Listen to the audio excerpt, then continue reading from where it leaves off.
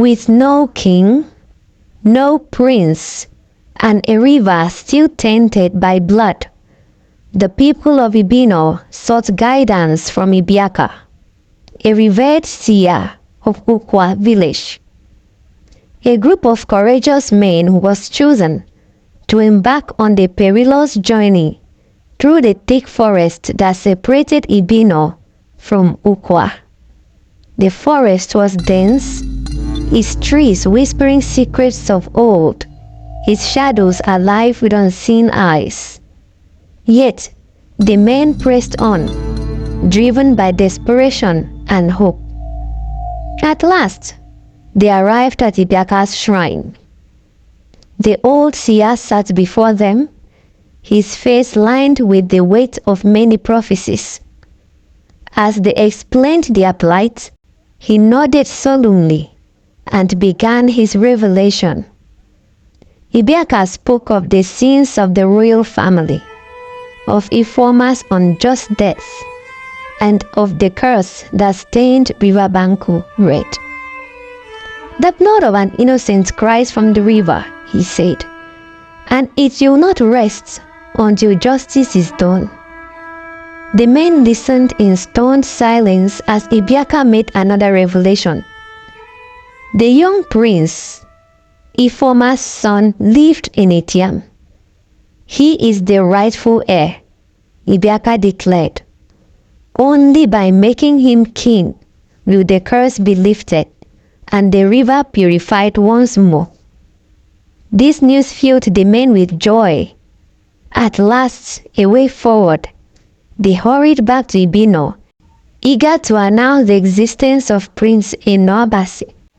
With great excitement, the village elders and warriors set out for Etiam. The Etiam people had long been their adversaries, their different languages and cultures fueling countless conflicts.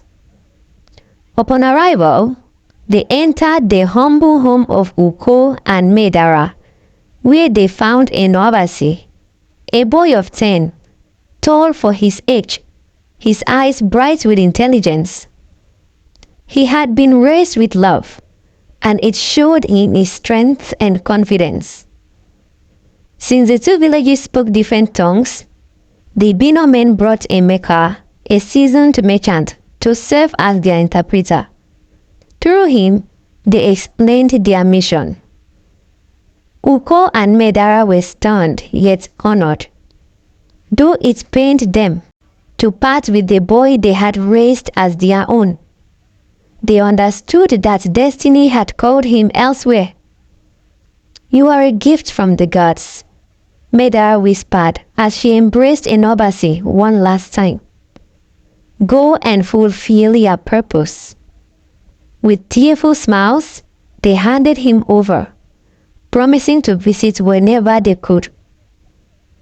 The return of the lost prince was met with great celebration. Drummers beat their drums in joy and dancers moved in rhythm to the sounds of festivity. The people rejoiced, believing that salvation was near. But then, trouble arose. When Enobasi stood before the people, he could not understand their words. He spoke only the language of Etiam, the land where he had been raised. The Ibino people gasped in shock. Some were furious. "How can a boy who speaks the tongue of our enemies rule over us?" a man shouted. Others shook their heads in dismay. "He does not know our customs, our ways. He is not truly one of us." What was meant to be a day of unity turned into a battlefield of words. And in the midst of the chaos, Adugo, the late Prince Bride, stepped forward.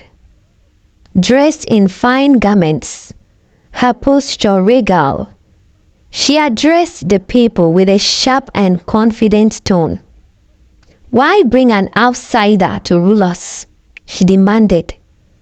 "I was already part of the royal family. I am the only one left to rule Ibino.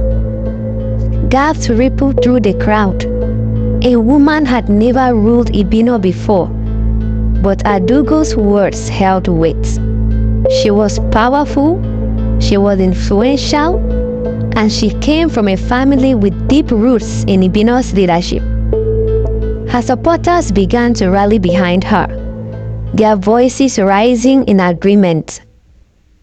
Ibino was now split into two factions: those who believed in the prophecy and supported Prince Enobasi as the rightful king, and those who followed Adugo, rejecting the idea of a foreign-raised boy taking the throne. Tempers flared. Accusations flew. Some people whispered that Ibiaka's prophecy could be false. What if this boy is just an ordinary Itiam child? A man murmured. How do we know the seer wasn't deceived? Another asked. Tension filled the air, thick as a brewing storm.